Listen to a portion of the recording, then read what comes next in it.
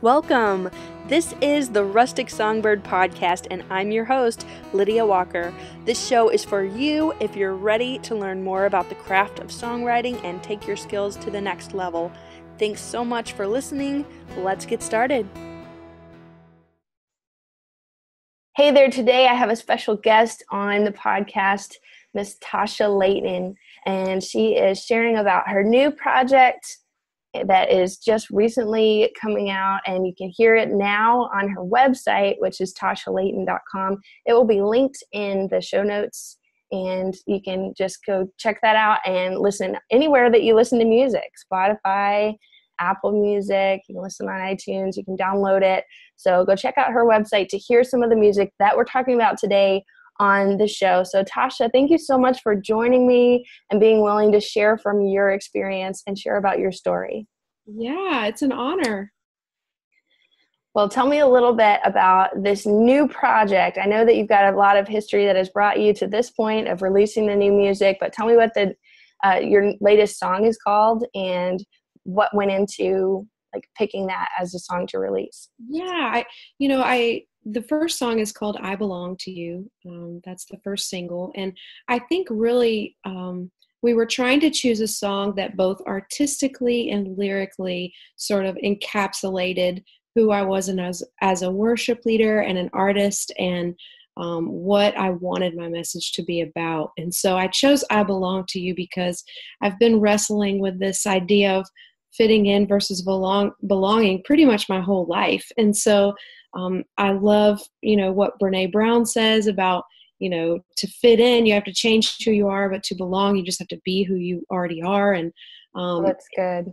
I just love that idea and how it connects with our faith and how God, is cheering us on, and we, belong to Him, and He is the one from which we gain our strength and our hope and anything we need. He's our source. And so just like a good father, like He is the good father that we are looking to for anything that we need. And even when we have kind of a broken relationship with our earthly father, He can still be that source for us. And so I chose I Belong to You as the single because I thought that it said what I wanted to say right now. I think with anytime you're writing songs, there's a difference between getting something down and making something up.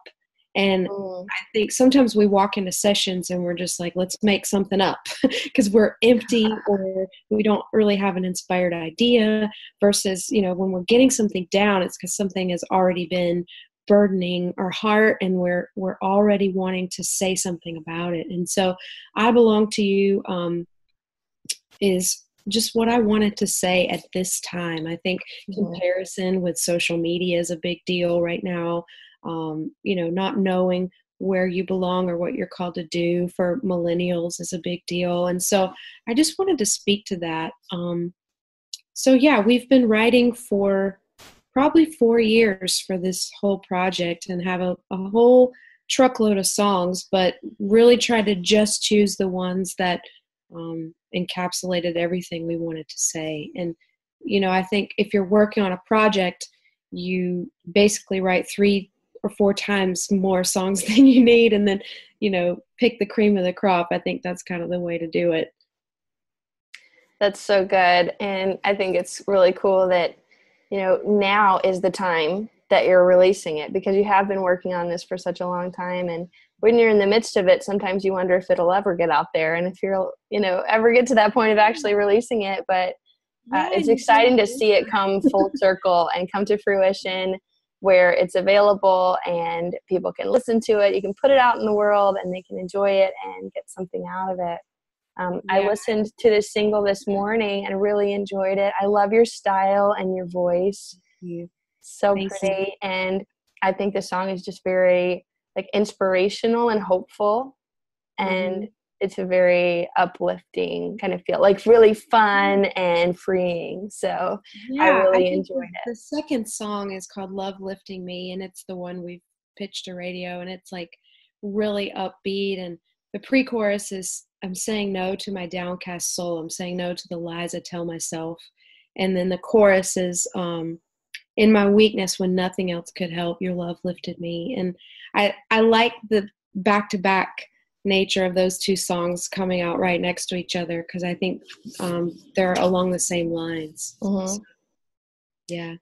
Definitely. It's so important to speak to culture and to what is, connecting with people right now, what people are dealing with, and putting out positive messages and just sharing the love of Christ with people, even in tough situations, because that's where he meets us. He meets us when we least expect it and when there's no other way, and when we finally stop trying to do it all on our own. Yeah. And I think, in songwriting, some of the best songs I've ever written have come out of places of deep desperation and insecurity and fear and hurt. I think sometimes we think as a Christian songwriter that you need to shy away from those things, or that you should be, should be this or should be that, or should be happier or more hopeful, when in reality, if you just lean into those emotions, chances are God is calling you to say something that other people need to hear. And so trying to channel that, because I wrote the first two songs that are coming out, I wrote both those in kind of sad places in my life where I needed to be reminded myself. I was preaching to the choir, so to speak. Yes. So I hope that the music brings freedom and joy to people, where when they listen, they, especially the second single that is coming out in October, where they hear it and they say, you know what, I am downcast today, but I have a hope, and I can speak to my soul and tell it to do what it needs to do instead of it ruling me, Yes, and we don't always want to listen to really happy, carefree songs that don't have depth. We all go through life, and life happens, and it's messy sometimes, and it's hard sometimes. And so I think it is really important to be transparent and work through those feelings, because we all feel that way. And when we connect with other people and say, hey, if you're feeling depressed, or if you're struggling, or if you're dealing with comparison and you just don't know where you belong, then you can find that in Christ. I think that's so important for us to understand. And even for those of us who have known the Lord for a while, it's good to be reminded that you still don't have to keep working at it. You don't have to keep trying to be good and trying to do things for the Lord, but to just I think be. there's a difference between working and striving. God made us to work. We work, just like he worked for so many days and then took a day of rest, as we see the pattern in the Old Testament in the Garden of Eden. And he made us to work, but he also made us to rest. And but there's a difference in working and striving. Yes. He made us to work, but he didn't make us to strive. And we're not meant to strive to try to reach him, or be good enough. He came down to us. And so I love that idea of he's always in pursuit of us, no matter what we're doing. Or David says, if I make my bed in the pit of hell, he comes after me there too. So I hope that these songs are transparent and vulnerable, to where people can really relate, that it's not just sort of a trite Christian song or a CCM song that is sort of unattainable for people, where they feel like, well, I can't have that kind of joy, or I can't attain the same sort of peace or whatever. I hope they can hear the struggle in it, but also hear that hope point in the song where, I am feeling this, but there is a God who's bigger than what I'm feeling. Mm-hmm. Yeah, I think that comes across so great in this first song that you've released, and I hope that it continues to be heard by more and more people, because it's such a needed message. And so as a songwriter, you're digging deep from all of those experiences in your life and all of those times where you have been struggling, and when you feel lost and you don't know why you're going through those things at the time, but then looking back at them, you can pull such great truth from it, and to be able to share that with people that are still in the messiness and still in the struggle is so important. As a writer, we have an amazing opportunity. to do Absolutely. that and to convey that message and share it through music. Yeah. And I think sometimes the life of a creative can feel tormented because you feel deeply, and God gave you that ability to feel deeply so that you could sense his presence and be able to put into words what you just mentioned.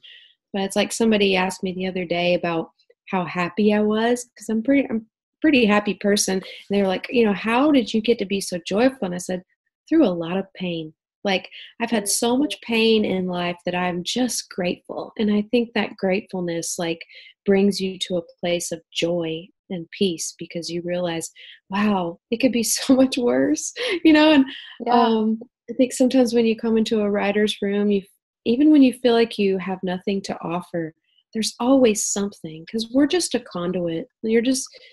I heard Josh Silverberg say this one time. He's a writer here in town who I love. He went to Uganda with me and my husband, and we just love him so much. But he said, every song is a gift, and you just walk into the room and you say, God, it's not up to me, it's up to you. And I love that, because you do your part. You come in with some ideas, or you want to make sure you feel inspired, and you're feeling inspired, and you know that you're bringing something that you're wanting to say. But in the end, it's God's song. It's him that brings the creativity, and it's him that we get everything that's good from. So I love that idea of each song being a gift. Yes. Yes. And it's so important when we're writing a song to really focus on one idea at a time. And that's really hard for creatives because we have so many ideas and we want to Yeah. fit so much into one song and this and this and this. But Yeah. it's important to go around that one topic and that one message that you want people to take away after they've heard the song. And a lot of times it is the title of the song that becomes like the center point of the message. So like your new song, I Belong to You, when you hear that, you can kind of see what you're talking about, and then everything in the song points to that message and just explains Like a it at a sermon. different level. Yeah. Like a sermon. It's like And a 3-minute sermon. You can yeah, just say what you need to say. I had a teacher tell me one time that in teaching, the way people learn, less is more. Like, to say fewer things, but say them over and over and over. And not that your song would be too repetitive to where people get tired of hearing the same thing, but that there's always another song for those other ideas. Like, there are other songs where you can focus on those other ideas. But somebody who really wants to teach theology in their song and teach good ideas, like I do, I really want my songs to be rich. For somebody like me, I go in, I want to just put everything in it, because I want to Right. tell the whole story of the gospel in every song. But like you said, that's so true. And my husband keeps me on task. He's a great writer and always keeps me on task to say, That's well, I so think awesome it's that you another can, song. do Yeah. music together and also like bounce ideas off and say, am I crazy to try to do this? Or, do I need to keep going in this direction? Yeah. Because having that community aspect and like relationships with other writers, they can kind of go deep with you. And Yeah. when you give them your idea, they can tell you, well, let's focus on this one part this time, Yeah. or You lean into let's their take it in strength. a different direction. Yes. Yeah. I think I've found a balance, because in some ways I lean into the strengths of the strongest writers in the room, because I think, oh, well, you know, they're more experienced and they know how it should flow and all that. But on the other hand, I have to own the song. And if I don't feel inspired by it, I have to own that too. So there's this weird balance of like leaning into the people that you're around and their strengths and saying, you know what, even if I'm not feeling this line right now, maybe I will in 30 minutes. You know what I mean? Like, sometimes things don't strike you at first, but then you realize that, wow, that's really good. So there's a balance. I try to like make sure that I'm leaning into the people around me and leaning into their strengths, but I'm also careful to make sure I'm owning the song, and because I have to be the one as the artist to sell it. Now, if you're a songwriter, it's different, because if you're just a songwriter and not the artist as well, then it's different, because you're making sure you're writing for the artist. But as the artist and the writer, I kind of have to find that balance of like, what do I feel in my gut is right. And that's why I think it is important to come in with an inspired idea. Like, and it may not be for that right. And again, like you're trusting God to give you the song, but to come in and make sure that you are kind of leading the charge in the direction. And when you don't have that, because there are days that you're super blank. Like I had one the other day where I was super blank. But then as we started talking, I kind of got an idea, but I had to like just trust that, okay, well, I'm super blank today, but I have But this you're right showing schedule. up. Yeah, you just Yeah. show up. You just do it anyway. And I 'Cause if think you're the discipline of that is so good, because when we do show up and we block off that time and we say, okay, I'm going to work on an idea. I'm going to at least try today and just write something, and just not put all the pressure on like writing a complete song or writing the best song you've ever written. Just write yeah, something, because it could lead to something else that's even better. you never know. Right. I've had lots of sessions where we just came up with a verse, and then all of a sudden, a session 5 or 6 months down the road, we didn't have a verse, and I was like, "Wait, oh my gosh, this totally goes together," and it ends up being great. So the next single that's coming out, "Love Lifting Me," I wrote the pre and the chorus in one day, but then the verses, we struggled with those for 2 years. We were like, I don't know what this is supposed to say, but we just tried not to force it. When you try to force it, it's just like life. Sometimes it just doesn't work. You have to wait on the right time. And I think it's because that song, it wasn't time for it to be out yet, So you just have to trust. Trust is huge, especially as a person of faith, trusting that God is leading you and in your songwriting process and your ideas. Like he's inspiring in the planning, he's inspiring during, just trusting that he's leading you. I think that helps with the insecurity when you walk into a room blank, because you feel that insecurity. You're like, oh, what if I don't come up with anything good today? Like that pressure. And that, I think What if it's not profound? yeah, what if it totally sucks and this person never wants to write with me again? I think those are all valid insecurities that we face all the time, but you just have to roll with it. Yeah, and just trust that the Lord's gonna be faithful, and when you give him your time and your heart, and you just say, Lord, use me, and give me the song that you want people to hear.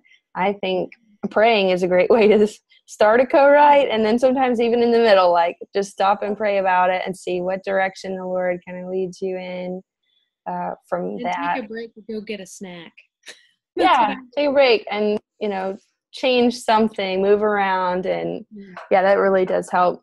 We've had a question lately in our writing group about how to write a good hook, and I know that could be a musical hook or a lyrical hook, and then sometimes it's both, which is great. If you can get both, that's awesome. But do you have any tips for like testing out a hook or finding one that's really great and connects with people? I find that if I'm not singing it all day long after I've heard it, then it's probably not a great hook. But if it gets stuck in your head, then that's a keeper. Yeah, I think that, even I Belong to You, when we came up, we had like 4 different choruses before we came up with that one. And when I kept hearing myself sing, I belong to you, I was just singing it over and over and over. And I was like, and then I heard Keith singing it during the day. And then I heard my friend singing it during the day. And I was like, I think that might be it. If it's so catchy that you find yourself singing it. I think everybody in the room usually knows when it's a good hook. It just has that spark and you feel it. I think the challenge is I'm kind of always working towards 3 great hooks: a verse, good hook; a chorus, good hook; and a bridge, good hook. Like if I could just put 3 hooks together, that would be awesome. Yeah, a whole song of hooks. I want make the whole thing catchy. Every part of it to feel like it could be a bridge, like or exciting, or or could be interchangeable with the rest of the song. I think that's kind of how I like to write. Obviously not every song's going to be like that, but yeah. And I would just encourage people to never settle. So if you just get a verse, melody that day, that's totally fine. Like, just don't settle for a hook that isn't really hooky. Like, wait till the right melody comes along, and have everybody take a breather and come back to it a couple weeks later, um and see what you get. Sometimes you'll get something way better if you take some space. It's been really helpful to learn. My husband plays for Toby Mac, and Toby is an amazing songwriter, and it's been helpful to learn from him in that regard as far as his writing process, because sometimes in 3 hours he'll just get a couple lines, and he's happy with that, because if they're great, then it's it's awesome. worth it. Yeah. It's worth it. And then he comes back later and works again, and he won't put it out till it's right. And I think you can tell from his work that he, slaves over it and pours himself into it like that. But it pays off. It shows. Right. Each line is so important. Yeah. And then sometimes songs just fall out in an hour, and you're like, oh, well, there it is. But not every song is like that. So. Right. It's few and far between when you just sit down and write the whole song all in one sitting. Mm-hmm. Sometimes it comes that way, like you said, but other times you really have to work for it. And that's the life of an artist. Like, you want it to be something that is not just thrown together, but it's really crafted, and it's very intentional and purposeful for the person that's going to be listening to it.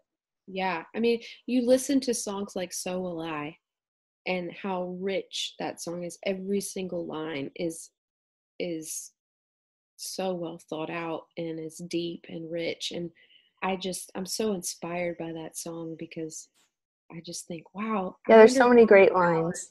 Yeah, like, I wonder how many hours they worked on that song. Like, they didn't just do a 3-hour session and call it a day. Right, and the simplicity of it. It totally makes sense. It clicks. You don't have to wonder, what does that mean? Like, you just know what it means. It's so straightforward and also so hopeful. I think different lines of that song stand out to me when I hear it at different times. Yeah. And so I think when there's a whole group of people listening, they're pulling out different lines that mean something to them at that point.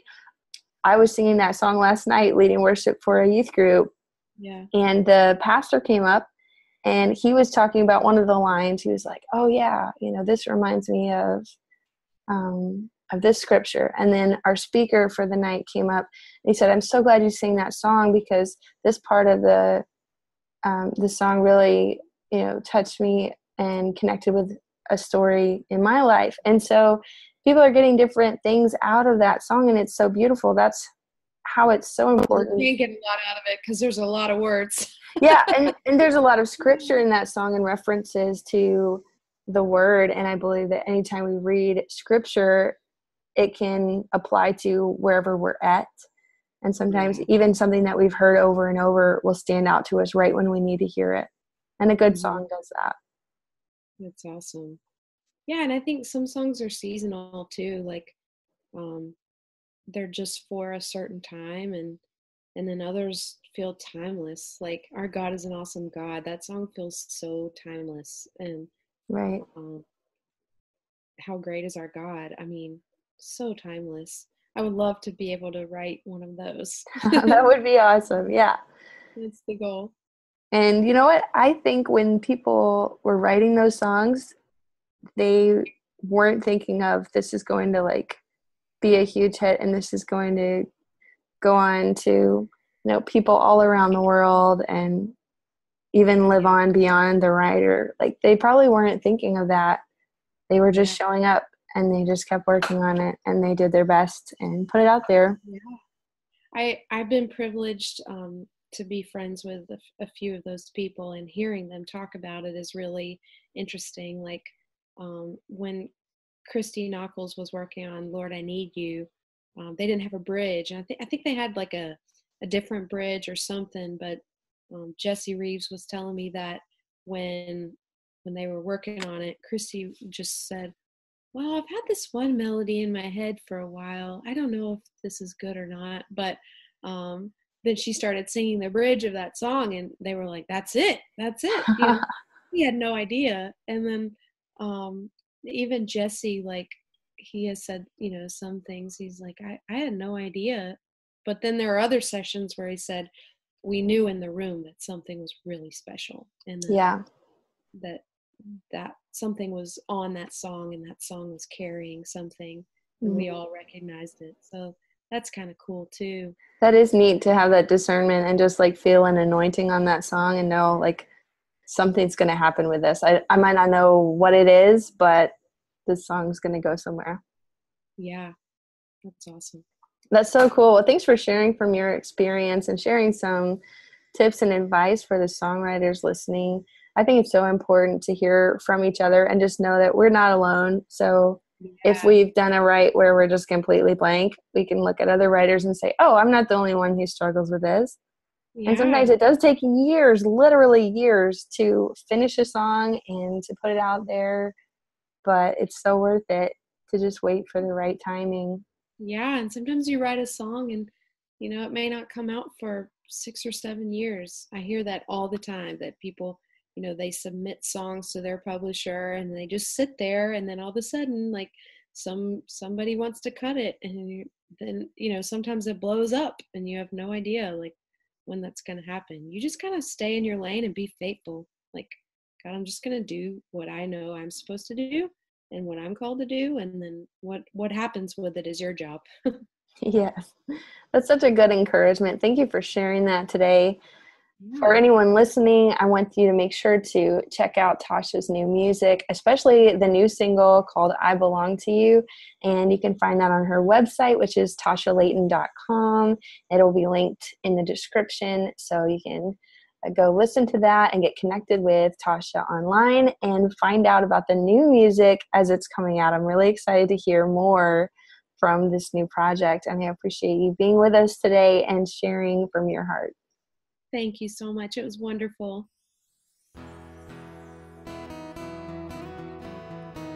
If you enjoyed this episode, be sure to subscribe, rate, and review this podcast and share it with a fellow writer. Thank you so much for listening. I'll talk to you in the next episode.